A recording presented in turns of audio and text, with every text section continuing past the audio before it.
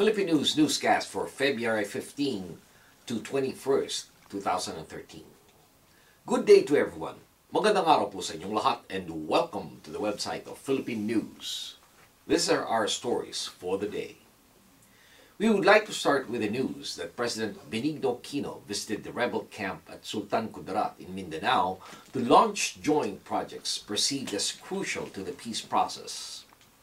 Philippine President Benigno Aquino paid a historic visit last February 11 to Muslim rebel territory in a bid to speed up efforts to end one of Asia's longest and deadliest insurgencies. 4 months after his government agreed on a roadmap with the Moro Islamic Liberation Front, which is more commonly known as MILF, for a final peace deal by 2016, Aquino traveled to the insurgents' stronghold in the far south as a confidence-building measure. According to Aquino, the Philippine government has only 3 years and 4 months left to reach a total peace agreement, and they have to speed up everything they are doing now to make this peace permanent. The President mentioned this statement on the stage alongside MILF Chief Murad Ibrahim, just outside the rebels' main base. The deadline for peace coincides with the end of Aquino's 6-year term as president. The Constitution limits him to only 1 term, and there are concerns that the next president may not be able or may not want to pursue the peace agenda.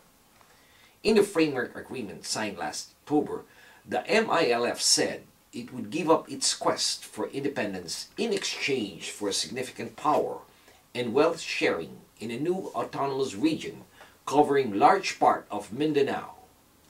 Many of the toughest details have yet to be agreed upon, and there have been no major breakthroughs in ensuing negotiations between the two sides. However, Aquino expressed confidence that the negotiations would yield significant results within weeks and that a final peace pact could be achieved by the year 2016. Next in line is the news about the vibrant hope of Filipino people for Cardinal Tagle to be the next Pope. Bishops and all Catholics in the Philippines are hoping that a Filipino will be the next Pope, a senior church figure said last February 12, as he promoted credentials of the country's only candidates. Heads of the Catholic Bishops' Conference of the Philippines, commonly known as CBCP, held a press conference in which they expressed sadness at February 11's shocking announcement by the 85-year-old Pope Benedict XVI that he would resign because of health reasons. The Secretary General of the Catholic Bishops' Conference of the Philippines, Monsignor Joselito Asis, said there were many candidates to be the next Pope from around the world and raised the prospects of him coming from Asia. According to Cardinal Tagle, the papal ministry is not an easy task, and therefore he encourages everybody to thank Pope Benedict XVI for selflessly guiding the Church this past 8 years with his teaching, simplicity, and gentleness. Cardinal Tagle also issued a statement on Tuesday in which he said Benedict's resignation was a surprise and brought greatness sadness, but he made no mention of his own prospects. The Vatican has said that it expects a new Pope to be in place in time for Easter, which falls on March 31st this year, although the decision is ultimately up to the cardinals of the Catholic Church, who will meet in a secret conclave. This time we tackle a news item about a paralegal in Oakland, California, who is charged with duping agents. A paralegal allegedly built thousands of dollars from clients of an East Bay attorney by secretly settling their cases on her own and keeping the money. Analisa Reyes, alleged keeper, also contributed to the attorney's disbarment.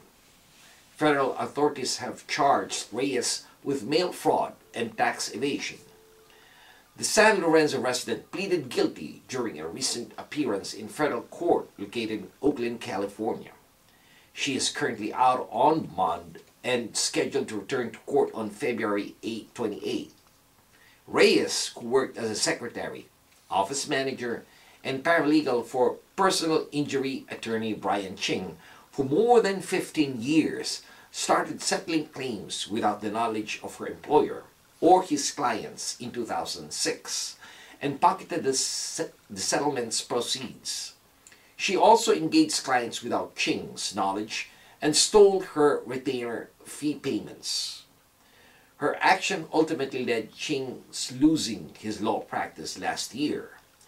Ching was disbarred from misappropriating his clients' funds, despite the fact that the money had actually been stolen by Reyes, an FBI agent said. Reyes stole additional funds from the client's trust account of Ching's law firm. Clients began complaining to Ching about missing funds in 2009, but Reyes denied any wrongdoing to her boss.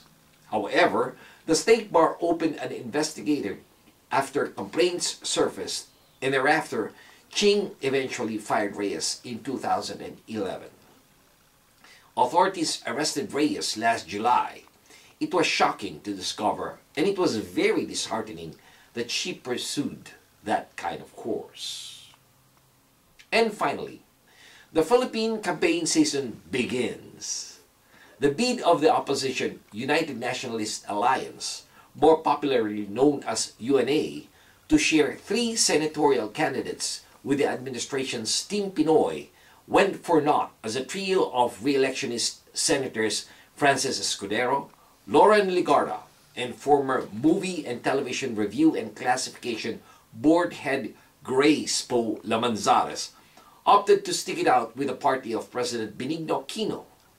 With its development, the UNA could only present 9 Senate bets against even dozens of candidates of Team Pinoy as the campaign season officially began Tuesday of this week.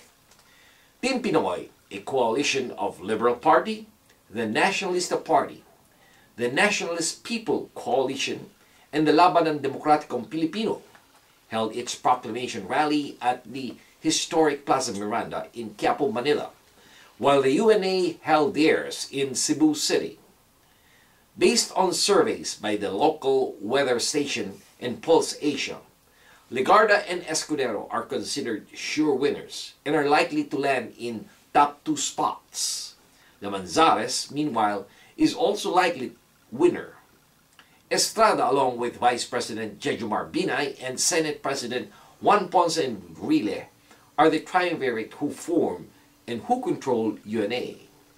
Besides the 3 prized guest candidates, the Team Pinoy slate is composed of re-electionist Senator Alan Peter Cayetano, Aquilino Coco Pimentel, Antonio Trillanes, Juan Edgardo Sani Angara, Cynthia Villar, former Senators Ramon Magsaysay Jr., Jambri Madrigal, Risa Hontiveros, and Paulo Benigno Bamakino.